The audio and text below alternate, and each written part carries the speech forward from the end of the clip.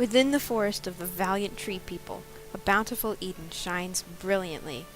But one bright summer day, Dr. D. Tree, in a moment of madness, unleashes her plague of weeds on the unsuspecting Treople. These weeds, once intended to cure D. Tree of her long-lasting illness, now threatens the very lives of those who shunned her.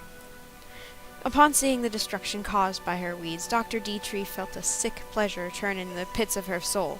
She vowed to eradicate the community which had rejected her. In order to spread her destructive seeds more efficiently, she enslaved the gentle fluvvies and used their soft fur as transport for the weed spores. As the fluvvies innocently frolicked, they scattered the seeds and spawned a new era of mind-controlled death and destruction upon this once peaceful land. There really isn't anything wrong with me. I'm just quiet, that's all. That doesn't make me any less important than the other Treople. For some reason, no one seems to understand that. But my experience in Tree Kwando will aid me as I set out on an expedition to prove them wrong. I'm going to find the fountain and destroy Dr. D. Tree and her suffocating weeds once and for all. I'm not going to sit here and watch my beautiful Eden crumble. I am the only one left in my family. Born and raised in the fields of Eden, I watched as Dr. D. Tree's poisonous plants destroyed all I have known and loved throughout my life.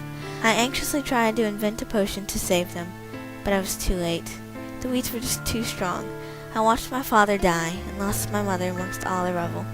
Frantic to stop the madness of Dr. D. Tree, my friends and I have set off to defeat the evil one who caused all this and foil her evil plan.